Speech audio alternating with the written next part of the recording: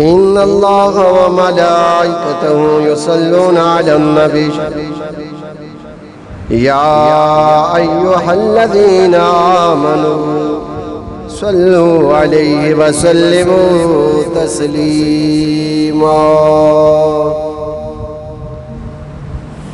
محبت اور عقیدت کے ساتھ آقا نامدار سرور کائنات فخر موجودات شب اسرا کے دولہ واللیل کی زلفوں والے والضحا کے مکڑے والے حامیم کے کنڈلیوں والے طٰہٰ کی جبین والے علم نشرح کے سینے والے مزمل کی کملی والے شفیع المذنبین انیس الغریبین رحمت للعالمین ہادی کل مولا کل دانہ سبل ختم الرسول آئینہ جمال کبریاء احمد مجتبی حضرت محمد مصطفیٰ صلی اللہ علیہ وسلم کے دربار میں عاجزانہ مؤدبانہ انداز سے محبت کے ساتھ ہدیہ درود و سلام پیش کریں۔ پڑھیے الصلاۃ والسلام السلام علیکہ یا رسول اللہ، الصلاۃ والسلام علیکہ یا حبیب اللہ، الصلاۃ والسلام علیکہ یا نبی اللہ، وعلی آلکہ واصحابکہ یا نور اللہ۔ حسین جاتنا کربلا میں تو ہم پہ یوں حق عیاں نہ ہوتا، نہ ہوتی منبر کی زیب و زینت یہ واعظوں کا بیان نہ ہوتا، نہ یوں شریعت کے ڈنکے بجتے حسین گر پاسبان ہوتا۔ میرے نہایتی واجب الاحترام پیارے بزرگوں دوستوں، میں نے پچھلے جمعے بھی محرم الحرام کی فضیلت بیان کی تھی۔ آج امام مسلم رضی اللہ تعالیٰ عنہ کے دو صاحبزادے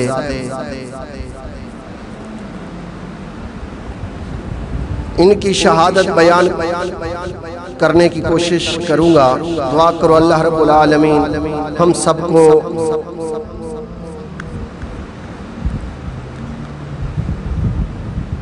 اپنے پیارے محبوب کریم صلی اللہ علیہ وسلم کے اہل بیتوں سے محبت رکھنے کی توفیق عطا فرمائے۔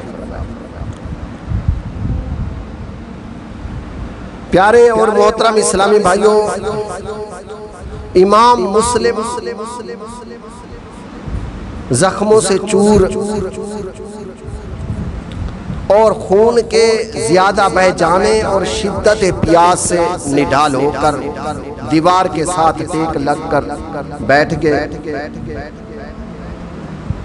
اسی آسنا میں توا خاتون کو آواز دی کہ تھوڑا سا پانی لاؤ۔ وہ جلدی سے پانی لے کر آئی کہ حضرت پانی پینے نہ پائے کہ ایک ظالم نے اس قدر زور سے پتھر مارا کہ حضرت امام مسلم کے منہ پر لگا اور ہونٹ مبارک شہید ہو گیا۔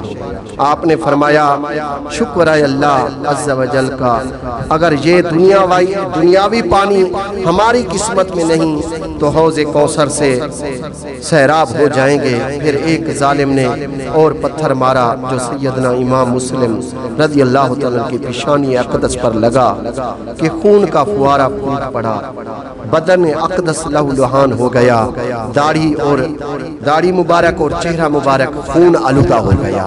پھر آپ نے فرمایا تمہیں کیا ہو گیا ہے کہ مجھے اس طرح پتھر مار رہے ہو جیسے کفار کو مارے جاتے ہیں؟ حالانکہ میں تو نبی صلی اللہ علیہ وسلم کے خاندان اہل بیت سے ہوں، کیا تمہیں آل رسول صلی اللہ علیہ وسلم کا کوئی پاس نہیں؟ اس کے بعد ایک ظالم نے پتھر سے سر اقدس پر ایسا زور دار وار کیا کہ آپ گر کے ظالموں نے آپ گر گئے ظالموں نے خستہ بدن حالت میں لاچار دیکھ کر آپ کو پکڑ کر گھوڑوں پر سوار کرنے لگے۔ آپ نے فرمایا مجھے کہاں لے جانے لگے ہو؟ ابن اشعات نے کہا ابن زیاد آپ کو امان دے گا۔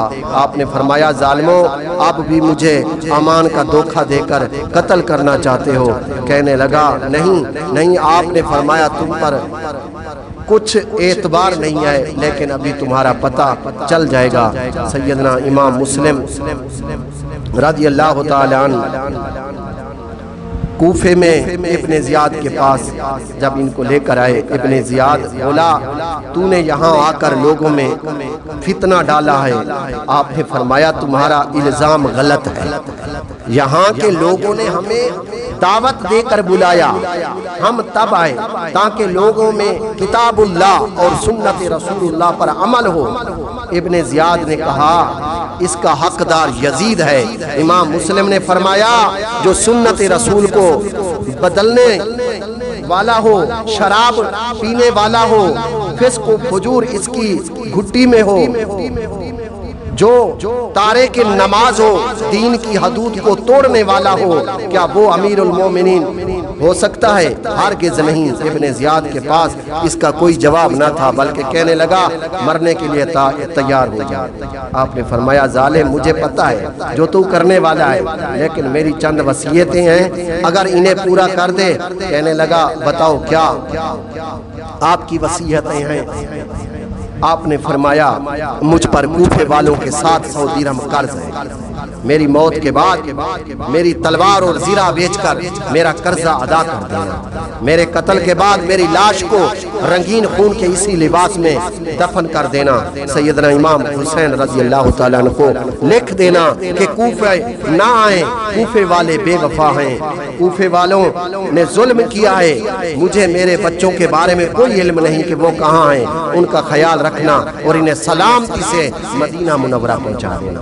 سیدنا امام مسلم رضی اللہ تعالیٰ عنہ زخموں سے چور ہے مگر ابن زیاد کے سامنے انتہائی جرأت مندانہ انداز اور قوت ایمانی سے کلام فرما رہے ہیں۔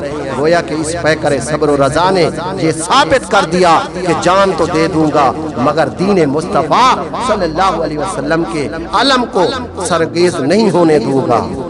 آخر عبید اللہ ابن زیاد نے جلاد کو حکم دیا کہ مسلم کو قصر عمارت کی چھت پر لے جا کر قتل کر دیا جائے اور لوگوں کو بتا دو کہ جو کوئی حکومت یزیدی کو تسلیم نہیں کرے گا اور یزیدی حکومت کی مخالفت کرے گا اس کا یہی حال ہوگا۔ چنانچہ امام مسلم رضی اللہ تعالیٰ عنہ کو محل کی چھت پر لے جایا گیا۔ آپ نے نیچے دیکھا کہ مخلوق خدا کا ایک ہجوم ہے، کوئی یار و مددگار نہیں، کوئی غمخوار غمخسار نہیں اور کوئی اپنا یار نہیں، کوئی ساتھ دینے والا نہیں۔ ادھر اس ظالم دنیا کے کتے نے اس زور سے تلوار کا وار کیا کہ حضرت امام مسلم رضی اللہ تعالیٰ عنہ کا سر انور تن سے جدا کر دیا۔ سر انور نیچے گرا تو ظالم نے تن اقدس نیچے گرا دیا۔ اس طرح 9 ذی الحجہ 60 ہجری کو آپ کی شہادت واقع ہوئی۔ انا للہ و انا الیہ راجعون۔ ادھر امام مسلم رضی اللہ تعالیٰ کی شہادت کے ساتھ ہی ابن زیاد کی طرف سے کوفے کی گلی کوچوں میں منادی ہونے لگی کہ جو بھی مسلم کے یتیم بچوں کو لے کر آئے گا میں بے پناہ ان کو انعام دوں گا اور جو ان کو اپنے گھر میں پناہ دے گا اسے عبرتناک سزا دوں گا اور جو انہیں پکڑ کر لائے گا اسے بہت بڑا انعام دیا جائے گا۔ چنانچہ امام مسلم رضی اللہ تعالیٰ عنہ کے دونوں یتیم 6 اور 8 سال کے محمد اور ابراہیم کوفے میں ایک عاشق رسول صلی اللہ علیہ وسلم محب اہل بیت قاضی شرح کے گھر پناہ لیے ہوئے تھے۔ یہ اعلان سن کر قاضی شرح کا دل ہل گیا۔ مسلم کے شہزادوں کی یتیمی کا احساس اور ان کا دردناک انجام آنکھوں کے سامنے گھومنے لگا۔ کافی دیر اسی فکر میں سوچتے گزر گئی کہ کس طرح انہیں ظالموں کے ظلم سے بچایا جائے۔ کافی غور فکر کے بعد یہ صورت حال سمجھ میں آئی کہ کسی نہ کسی طریقے سے راتوں رات بچوں کو کوفے سے مدینہ منورہ پہنچا دیتا ہوں۔ اسی پریشانی کے عالم میں اپنے بیٹے اسد کو آواز دیتے ہیں، بیٹا یہ دیکھو نواسہ رسول جگر گوشہ بطول مسلم کے شہید یتیم ہیں، بیٹا ان کی خدمت کرنے سے ہمارے نبی کریم علیہ السلام اور خود ہمارا رب ہم سے راضی ہوگا، بلکہ اللہ تعالی ہم سے راضی ہوگا۔ عرض کی ابا جان آپ حکم فرمائیں۔ آپ نے فرمایا بیٹا مجھے پتہ چلا ہے کہ شام کے وقت ایک قافلہ کوفے سے مدینہ منورہ جا رہا ہے، لہذا انہیں کھانا کھلا کر اور کچھ درہم و دینار دے کر مدینے جانے والے قافلے میں کسی نیک خصلت اور شریف الطبیعت کے حوالے کر آنا تاکہ وہ انہیں باحفاظت مدینہ شریف پہنچا دے۔ قاضی شرح کی نظر ان شہزادوں پر پڑی اور صبر نہ ہو سکا، گڑ گڑا کر رونے لگے، آنکھوں میں آنسو کی لڑی لگ گئی۔ بچوں کو سینے سے لگایا، ماتھا چوما، سر پر ہاتھ پھیرا۔ بچے ابھی اپنے باپ کی شہادت سے بے خبر ہیں، انہیں پتہ بھی نہیں۔ قاضی شرح کی اسی کیفیت پر شہزادے حیرت سے ایک دوسرے کو تکنے لگے۔ بڑے بھائی نے حیرانی کے عالم میں پوچھا بابا جان کیا ہماری طرف بار بار آپ دیکھ کر روتے ہیں اور حضرت ہمارے سروں پر آپ کا شفقت سے ہاتھ پھیرنا، ایسا تو ہمدردی ایسی تو یتیموں کے ساتھ کی جاتی ہے۔ قاضی شرح نے بچوں کو جواب دیا، بچوں میں کس منہ سے بتاؤں کہ ان ظالموں نے تمہارے باپ کو شہید کر دیا ہے، ہائے تم پردیس میں یتیم ہو گئے ہو، لاوارث اور بے سہارا ہو گئے ہو۔ یہ خبر سن کر دونوں بچے ہیبت سے کانپنے لگے۔ چھوٹے بھائی نے کے منہ سے ایک چینک نکلی اور گش کھا کر زمین پر گر پڑا۔ ہوش آیا تو ابا جان، امی جان، ابا جان کہہ کر پکارنے لگا۔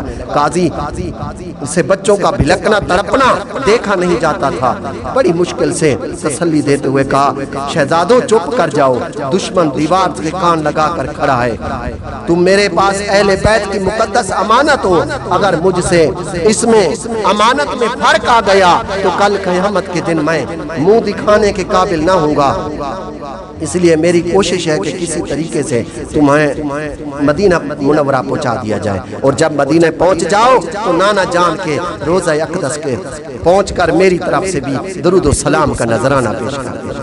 یہ کہہ کر قاضی شرح نے بچوں کو رخصت کیا۔ قاضی شرح کا بیٹا اسد انہیں بڑی حفاظت کے ساتھ جاسوسوں کی نظروں سے چھپ چھپا کر کوفے سے پار لے گیا جہاں سے قافلہ روانہ ہونا تھا۔ جب وہاں پہنچے تو دیکھا کہ وہاں تو کوئی قافلہ نہیں۔ کسی بتانے والے نے بتایا کہ تھوڑی دیر ہوئی ہے قافلہ جا چکا۔ جب نظر اٹھائی دیکھا کہ کچھ دور فاصلے پر دھوڑ اڑتی ہوئی، مٹی اڑتی ہوئی نظر آئی۔ اسد نے کہا اے صاحبزادو دیکھو وہ سامنے مٹی نظر آ رہی ہے اڑتی ہوئی، اس سے یہی معلوم ہوتا ہے کہ قافلہ یہاں سے جا رہا ہے، دوڑو، دوڑ کر قافلے میں شریک ہو جاؤ۔ اور دونوں بچے رات کا وقت ہر طرف دہشت چھائی ہوئی تھی، اس خوف اور حیبت میں وہ کیا دوڑتے ہیں، چھوٹی عمریں ہیں، 6 سال اور 8 سال، ایک چھوٹا 6 سال کا اور اس سے بڑا 8 سال کا، اور یتیمی کا احساس بھی، کوئی ساتھ دینے والا نہیں، کوئی یار و مددگار بھی نہیں، کوئی راستہ بتانے والا نہیں۔ تھوڑی دور جا کر راستہ بھول گئے، پاؤں میں چھالے پڑ گئے، جنگل میں چلتے ہوئے اگر کوئی پتا بھی ہلتا ہے تو سہم جاتے ہیں کہ کہیں دشمن تو نہیں آ گیا۔ ساری رات چلتے رہے، چھوٹا گرتا تو بڑا بھائی سنبھال لیتا، بڑا گرتا تو چھوٹا سہارا دیتا۔ منزل سے بے خبر مدینے کے مسافر، شہید کے یتیم ابھی چلنے کی، ابھی چھپنے کی جگہ تلاش ہی کر رہے تھے کہ ابن زیاد کا سپاہی تلاش کرتا ہوا ابن زیاد کا سپاہی تلاش کرتا ہوا شہزادوں کے قریب آیا اور پوچھا کہ تم کون ہو؟ بچوں نے سمجھا کہ شاید یتیم سمجھ کر بطور ہمدردی کے ہم سے پوچھ رہا ہے۔ انہوں نے اپنا سارا حال بیان کر دیا، مگر ان یتیموں کو کیا خبر کہ وہ خون کے پیاسے کو اپنا پتہ بتا رہے ہیں۔ جب اسے پتہ چلا کہ حضرت امام مسلم رضی اللہ تعالیٰ کے یہی فرزند ارج مند ہیں، اس نے فوراً انہیں گرفتار کر لیا اور اپنے ساتھ لے چلا، اور یہ دردناک منظر دیکھ کر بچے چلانے لگے اور فریادیں کرنے لگے، ارے ہم یتیم ہیں، ہماری یتیمی پر رحم کر۔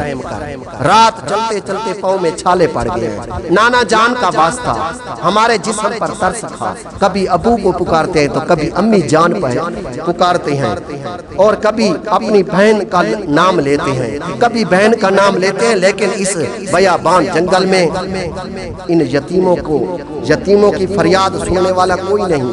بچوں کی ان فریادوں کا اس ظالم پر بھی کوئی اثر نہ ہوا۔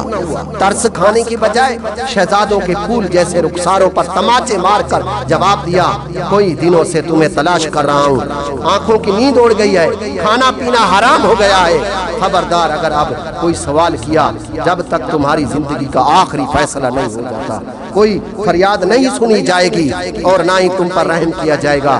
تماچوں سے نور جیسے چہروں پر انگلیوں کے نشان پڑ گئے۔ رونے کی بھی اجازت نہیں ہے، اب سسکتے لرزتے کانپتے ہوئے سر جھکا کر ساتھ چل رہے ہیں اور اس ظالم کے ظلم برداشت کرتے جا رہے ہیں۔ اب بچے سمجھ گئے کہ ہمارے لیے سوائے موت کے اور کچھ نہیں، لہذا دیکھتے ہیں کہ ہماری موت کا وقت کون سا مقرر ہوتا ہے۔ ابن زیاد کا سپاہی بچوں کو لے کر ابن زیاد کے سامنے آ گیا۔ اس نے حکم دیا کہ تا حکم ثانی ان بچوں کو جیل میں بند کر دیا جائے اور کڑی نگرانی کی جائے۔ چنانچہ دونوں بچوں کو جیل کے درغا کے حوالے کر دیا گیا۔ جیل کا درغا نہایت شریف النفس اور ایک سچا عاشق رسول اور محب اہل بیت تھا۔ اس نے انتہائی عقیدت و محبت کے ساتھ ہاشمی شہزادوں کو خوش آمدید کہا اور رات بھر ان کی خدمت میں مشغول رہا۔ آدھی رات گزرنے کے بعد اس نے اپنی جان کی فکر کیے بغیر دونوں بچوں کو جیل سے باہر نکالا، دور لے گیا اور قادسیہ جانے والی سڑک پر پہنچا کر اپنی انگوٹھی دی اور کہا یہ راستہ سیدھا قادسیہ جاتا ہے اور وہاں میرا بھائی شہر کا کوتوال ہے، اسے جا کر یہ میری انگوٹھی دکھانا، وہ تمہیں حفاظت کے ساتھ مدینہ پہنچا دے گا۔ یہ کہہ کر اس نے بچوں کو رخصت کیا۔ بچے چل پڑے، تھوڑی دور گئے، تھکے ہوئے تھے، ابھی چلنے کی سکت بھی نہ رہی، تھوڑا سا چلتے ہیں پھر بیٹھ جاتے ہیں، آخر کچھ دور جا کر پھر راستہ بھول گئے۔ پھر رات کی وہی خوفناک تاریکی، وہی سنسان جنگل، اب تو روتے روتے آنکھیں بھی خشک ہو گئی۔ ادھر صبح ہوئی تو کیا دیکھتے ہیں کہ رات جہاں سے چلے تھے پھر وہی اسی جگہ پر موجود ہے۔ ذرا غور کرو، یہ کون ہے؟ یہ کس کے جگر پارے ہیں؟ یہ کس کے دل کی راحت ہیں؟ یہ کس کے نور نظر ہیں؟ ان کی ماں بھی انتظار کر رہی ہوگی کہ ان کی بہن بھی اپنے ویروں کا راستہ تک رہی ہوگی۔ آج کس ماں کا بچہ گم ہو جائے تو ماں کے آنسو نہیں تھمتے، بیٹے کی جدائی میں تڑپتی ہے، مسجدوں میں اعلان کرائے جاتے ہیں، اور وہ ماں یہ بھی جانتی ہے کہ تھوڑی دیر کے بعد میرا بچہ مل جائے گا۔ آئیں اس ماں کا حوصلہ دیکھیں جس کے بیٹے اس کی بہن کا صبر دیکھیں، جس کے بھائی قیامت تک کے لیے جدا ہو گئے۔ ہائے افسوس، جب رات کا سناٹا چھاتا ہے تو کیڑے مکوڑے اور چرند پرند تک بھی اپنی پناہ گاہ میں سکون کر جاتے ہیں، لیکن آج خاندان نبوت کے ان دو ننھے پھولوں کے لیے پناہ کی کوئی جگہ نہیں۔ جب صبح ہوئی، سورج طلوع ہوا اور ہر طرف لوگوں کا آنا جانا شروع ہو گیا تو کل کی گرفتاری یاد آ گئی۔ بچے بے قرار ہو گئے، اب چھپنے کے لیے کوئی جگہ تلاش کر رہے ہیں، ہر طرف نظر دوڑائی، لیکن اس چٹیل میدان میں کوئی بھی جگہ نہ مل سکی۔ حیرانی اور مایوسی کے عالم میں دونوں بھائی بڑی حسرت سے ایک دوسرے کا منہ تکنے لگے۔ کچھ سمجھ میں نہیں آ رہا کہ کہاں جائیں، کیا کریں۔ تھوڑی دور دیکھا تو چشمہ بہ رہا ہے۔ بڑے بھائی نے چھوٹے سے کہا اگر خدا تعالیٰ کی طرف سے ہمارا آخری وقت آ گیا ہے تو ٹل نہیں سکتا، چلو وضو کر کے نماز ادا کر لیں۔ چشمے کے قریب پہنچے تو ایک درخت نظر آیا، قریب ہوئے تو کیا دیکھتے ہیں کہ درخت میں کچھ جگہ ہے چھپنے کی، سوچا کہ اس میں چھپ جاتے ہیں اور دن گزار کر پھر رات کو چل پڑیں گے۔ چنانچہ دونوں بھائی اس درخت کے کھولے میں چھپ کر بیٹھ گئے۔ کوئی راہگیر گزرتا تو دشمن سمجھ کر سہم جاتے، ذرا سی کوئی آواز آتی تو دل دھڑکنے لگتا۔ جب شام کا وقت ہوا تو کوفے کی طرف سے پانی بھرنے کے لیے ایک لونڈی اس چشمے پر آتی ہے۔ جب پانی بھرنے کے لیے برتن کو اس نے نیچے کیا، کیا دیکھتی ہے کہ اسے پانی میں کچھ سائے نظر آ رہے ہیں، چہرے نظر آ رہے ہیں۔ جب پلٹ کر دیکھا تو دو ننھے بچے درخت کے کھولے میں سہمے ہوئے بیٹھے ہیں، نورانی چہروں سے نور کی لاٹیں نکل رہی ہیں۔ لونڈی نے حیرانی کے عالم میں پوچھا، اے بچوں تم کون ہو، کہاں سے آئے ہو؟ شہزادے ڈر گئے اور دشمن سمجھ کر خوف سے کانپنے لگے۔ لونڈی نے تسلی دیتے ہوئے کہا، بچوں گھبراؤ نہیں، میں دشمن نہیں ہوں، تمہارے گھر کی خدمت گزار ہوں۔ سچ بتاؤ کیا تم امام مسلم کے یتیم بچے ہو؟ یتیمی کا لفظ سن کر بچے تڑپ اٹھے اور گڑ گڑا کر رونے لگے۔ لونڈی سمجھ گئی کہ واقعہ یہ اہل بیت کے چشم و چراغ ہیں اور امام مسلم رضی اللہ تعالیٰ کے لخت جگر ہے۔ لونڈی کہنے لگی، بچوں نیچے اتر آؤ، آؤ میرے سینے سے لگ جاؤ، آؤ میرے دل میں بیٹھ جاؤ۔ لونڈی کے اصرار پر بچے درخت کے کھولے سے باہر نکلے اور ہمدرد سمجھ کر اپنا سارا حال بیان کر دیا۔ لونڈی نے بچوں کے آنسو پوچھے منہ دھلایا، گرد و غبار بالوں کا صاف کیا اور دلاسا دیتے ہوئے اپنی مالکن کے گھر لے آئی۔ اس کی مالکن بھی خاندان اہل بیت سے دل سے عقیدت محبت رکھنے والی تھی۔ دونوں بچوں کو اپنی مالکن کے سامنے پیش کرتے ہوئے کہا، یہ چمنستان زہرا کے دو پھول لے کر آئی ہوں، یہ امام مسلم رضی اللہ تعالیٰ کے فرزند ارجمند ہیں، زہرا کے دل بند ہیں، یتیم ہیں، پردیس میں بے بس اور لاچار ہیں۔ آج ان کی یتیمی پر ترس کھانے والا بھی کوئی نہیں ہے۔ خاندان اہل بیت کے یہ دونوں لال خوف کے مارے درخت کے ایک کھولے میں چھپے بیٹھے تھے۔ جب مالکن نے یہ ماجرا سنا تو تڑپ اٹھی، پیار کے ساتھ بچوں کو گود میں بٹھا لیا، زلفیں سنواری، کھانا کھلایا اور ایک محفوظ کمرے میں بستر بچھا دیا۔ کہا، بچوں یہاں سو جاؤ، گھبراؤ نہیں، اس گھر کو اپنا گھر سمجھو۔ مجھے تو اپنی قسمت پہ ناز ہے کہ میرے اس ٹوٹے مکان میں دونوں جہاں کی دولت آ گئی، میری قسمت کا ستارہ چمکا تھا۔ کہا، بچوں جہاں تک ہو سکا میں تمہاری پوری حفاظت خدمت کروں گی۔ ادھر امام مسلم رضی اللہ عنہ کے یتیموں کی تلاش میں دنیا کے لالچی کتے گلی گلی پھر رہے تھے۔ آدھی رات کا وقت ہوا تو گھر کے مالک کا شوہر حارث گھر آیا، گھر کی مالکن کا شوہر حارث گھر آیا۔ جب اس نے حالت دیکھی کہ کہیں دور سے تھکا ماندہ آیا ہے، بیوی نے پوچھا کہ کیا وجہ ہے، اتنا پریشان کیوں ہے؟ حارث نے جواب دیا، تجھے علم نہیں، تجھے پتہ نہیں ہے کہ مسلم کے ساتھ اس کے دو بچے بھی آئے تھے، کوئی دن ہو گئے ہیں ان کی تلاش میں مارا پھر رہا ہوں مگر ابھی تک کہیں ان کا سراغ نہیں مل رہا۔ حارث کی بیوی کہنے لگی، ارے ظالم ذرا ٹھنڈے دل سے سوچ، آل رسول کا خون نہ حق بہا کر اپنی آخرت برباد نہ کر، بتا کل میدان محشر میں رسول خدا کو کیا منہ دکھائے گا؟ حارث کہنے لگا، شاید تجھے خبر نہیں، ابن زیاد کی طرف سے یہ اعلان کیا گیا ہے کہ جو بھی انہیں پکڑ کر لائے گا اسے منہ مانگا انعام دیا جائے گا۔ بیوی کہنے لگی، ارے بدبخت، یہ دنیا کی دولت ختم ہو جانے والی ہے، اپنی آخرت کی فکر کر۔ حارث کہنے لگا، مجھے نصیحت کرنے کی ضرورت نہیں، خاموش ہو جا۔ مگر بیوی کا دل دھڑک رہا ہے، ایسا نہ ہو کہ کہیں بچوں کے متعلق اس بدبخت کو خبر ہو جائے۔ اس نے جلدی آٹا گوندا، اپنے خامد کے لیے روٹی پکائی اور اسے کھانا کھلا کر بستر بچھا دیا اور کہا، یہاں سو جا دنیا کا کتا۔ اور دشمن اہل بیت اس چار پائی پر لیٹ گیا۔ ادھر بیوی کے دل میں رہ کر بار بار یہ خیال تو آتا ہے کہ اگر ان ہاشمی شہزادوں کو کچھ ہو گیا تو قیامت کے دن سیدہ زہرا کو کیا منہ دکھاؤں گی؟ دنیا کو قیامت تک مجھ پر لعنت بھیجے گی، میں نے نبی زادوں کے ساتھ دغا کیا۔ یا اللہ مجھے اپنے محب محبوب کے غلاموں میں، غلاموں کے عشق میں ثابت قدم رکھا، اور ادھر دونوں بچے ایک دوسرے کے گلے میں بائیں ڈال کر سوئے ہوئے ہیں کہ اچانک خواب آیا۔ باپ کو دیکھا خواب میں، چھوٹے بچے کی چیخ نکل گئی، اس دردناک آواز سے حارث کی آنکھ کھل گئی۔ ظالم نے بیوی کو جگا کر پوچھا یہ بچوں کے رونے کی آواز کہاں سے آ رہی ہے؟ اس نے ٹالتے ہوئے جواب دیا سو جا ظالم، کہیں پڑوس سے یہ آواز آئی ہوگی۔ وہ کہنے لگا نہیں، اسی گھر سے آواز آ رہی ہے۔ غضب میں آ کر کہا پڑوس سے نہیں بلکہ ہمارے ہی گھر سے یہ آواز آ رہی ہے۔ مجھے تو وہی مسلم کے بچے معلوم ہوتے ہیں جن کی تلاش میں میں کوئی دن سے گلی کوچوں اور بازاروں میں پھر رہا ہوں۔ یہ کہتے ہوئے اٹھا اور اس کوٹھڑی کے پاس جا کر کھڑا ہو گیا، تالا توڑ ڈالا، دروازہ کھولا، اندر داخل ہو گیا۔ کیا دیکھتا ہے کہ چراغ جلانے کی ضرورت نہیں ہے۔ ایسا معلوم ہوتا ہے جیسے دو چاند آپس میں لپٹے ہوئے اور ان شہزادوں کے رخساروں سے نور کی لاٹیں نکل رہی ہیں، کیونکہ تیری نسل پاک سے ہے بچہ بچہ نور کا، تو ہے عین نور، تیرا سب گھرانہ نور کا۔ سخت لہجے میں پوچھا کہ تم کون ہو؟